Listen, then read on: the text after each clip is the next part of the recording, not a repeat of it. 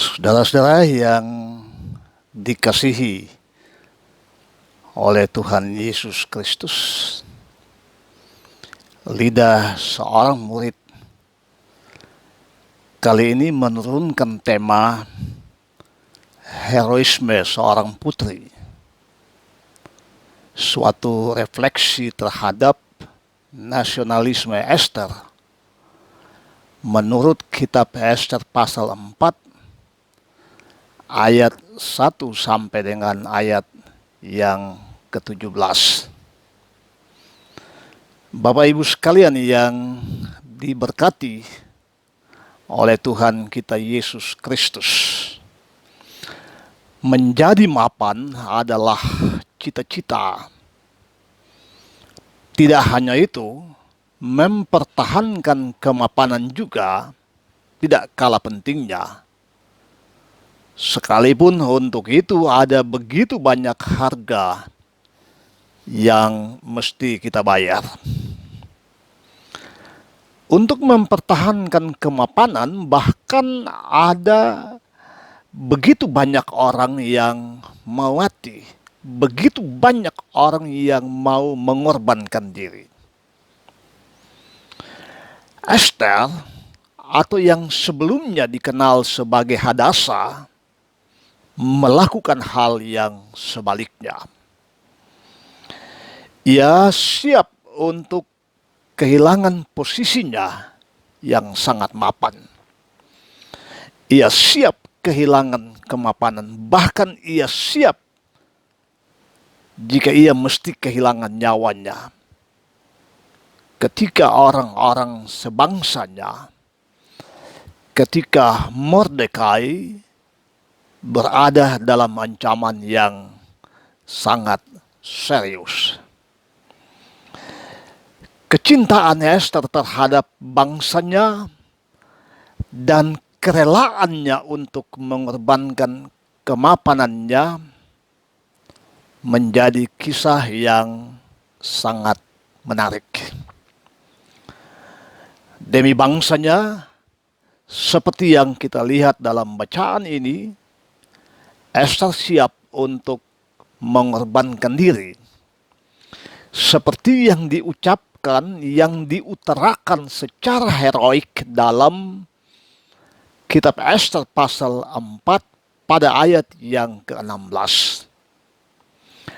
Kalau terpaksa aku mati, biarlah aku mati.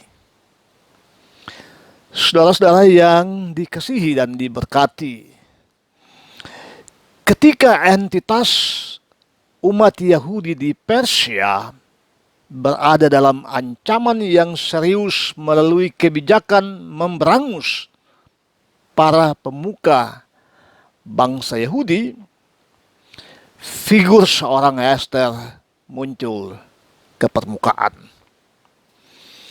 Dengan cara yang sangat luar biasa, Ester kemudian masuk dalam struktur inti dari kepemimpinan seorang Ahasveros, seorang Xerxes, dan menjadi kekuatan yang sangat berpengaruh dalam pengambilan keputusan politis. Dan peranan Mordekai, sang paman, dalam hal ini tentu cukup besar. Dalam kolaborasi antara Mordekai dan Ester, maka hal-hal yang menjadi bahagian dalam kolaborasi ini dapat dipandang bisa menggagalkan rencana-rencana, skenario-skenario yang telah disusun sebelumnya oleh seorang figur lain yang juga tak kalah pengaruhnya, yaitu Haman. Haman kemudian berkeinginan untuk menghabisi peran politik dari Mordekai dengan cara merencanakan pembunuhan terhadap Mordekai. Bapak Ibu yang saya kasihi dalam Tuhan Yesus Kristus, bagi Mordekai ini bukan sekedar persoalan pribadi yang melibatkan dirinya dengan Haman sebagai mitra konfliknya. Ini persoalan kelangsungan kehidupan komunitas Yahudi yang ada di perantauan. Dan pergumulan seperti ini dibawa untuk dipercakapkan dengan Esther, putri Yahudi yang dipersunting oleh Raja Xerxes, oleh Raja Ahasveros. Bagi Mordekai, ketika kebijakan untuk menghabisi komunitas Yahudi berlangsung, Esther tidak mungkin luput.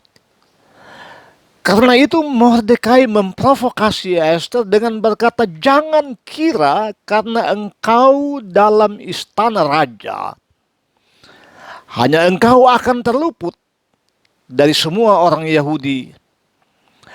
Engkau dan keluargamu akan binasa." Esther pasal 4 ayat yang ke-13 dan ke-14. Peran Esther yang sangat menonjol sebagai reaksi terhadap provokasi daripada Mordekai, ia mengambil keputusan untuk mengadakan perlawanan terhadap tata kebiasaan yang berlaku umum. Taruhannya tentu sangat besar. Ia dapat saja dihukum mati karena dianggap telah melanggar undang-undang, melanggar tata kebiasaan kerajaan Persia berkaitan dengan berdiri di pelataran dalam istana raja, tepat di depan istana raja. Pasal yang kelima ayat 1. Saudara yang dikasihi dan diberkati, sejarah Esther adalah sesungguhnya sejarah orang pinggiran yang ditarik masuk ke dalam lingkaran kekuasaan Ahasveros di Susan. Ini tentu kisah yang tidak lazim. Kisah ini menarik justru karena sebelumnya Esther bukanlah figur yang akrab dengan kalangan istana. Esther bahkan adalah orang asing. Esther merupakan bahagian dari masyarakat luar yang sesungguhnya tidak sedang berada dalam garis atau bangunan kekuasaan Persia pada waktu itu. Dari sisi apapun kita dapat mengatakan Esther tidak pernah memiliki posisi tawar. Ia tidak bisa masuk hitungan. Apalagi ketika mesti dikaitkan dengan posisi kelompok Yahudi di Persia yang berada di ujung tanduk. Saudara-saudara yang dikasihi dalam Tuhan Yesus Kristus, kisah ini sesungguhnya akan mengatakan kepada kita yang pertama, tidak ada alasan bagi kita untuk berkecil hati. Termasuk ketika kita berada dalam posisi yang marginal, posisi yang termarginalisasi. Tidak ada alasan untuk menjadi patah arang dan kehilangan optimisme. Dan kitab Esther memberikan contoh yang sangat baik. Kitab Esther menjadi inspirasi bahwa mereka yang berasal dari latar belakang kelompok marginal sekalipun, mereka dapat saja mencapai posisi-posisi yang strategis dan menentukan. Itu berarti klasifikasi masyarakat ke dalam kelompok-kelompok marginal di satu sisi dan kelompok-kelompok yang mapan pada sisi yang lain sesungguhnya hanyalah klasifikasi yang absurd. Hal yang kedua, jangan melupakan sejarah. Sekalipun sejarah kerap kali menampilkan wajah yang buruk, sejarah bukanlah sesuatu yang harus diingkari. Sekalipun Esther bergelimangan dengan harta dan memiliki akses yang sangat kuat kepada kekuasaan di Persia, Ia tidak melupakan bahwa ia sesungguhnya adalah putri seorang Yahudi, dan yang karena itu tidak boleh kehilangan nasionalismenya sebagai seorang Yahudi. Ia mesti tetap berjuang, ia dipanggil untuk berjuang. Sedemikian sehingga perjuangannya itu mesti berdampak pada tetap berlangsungnya kehidupan mereka sebagai suatu bangsa. Hal yang ketiga, peranan Mordekai dalam hal ini sebagai mentor tentu tidak boleh dikecilkan. Apa yang Mordekai tunjukkan lewat nasihat-nasihat, lewat proses mentoring terhadap Esther itu menjadi menarik. Dan ini menjadi suatu motivasi yang kuat bagi saudara dan bagi saya. Saudara yang saya kasihi, dan karena itu Mordekai mendapat bahagian yang sangat pantas. Pesannya, jangan pernah berhenti melakukan kebaikan. Karena kebaikan pasti akan menghasilkan buah. Sekarang atau di masa yang akan datang.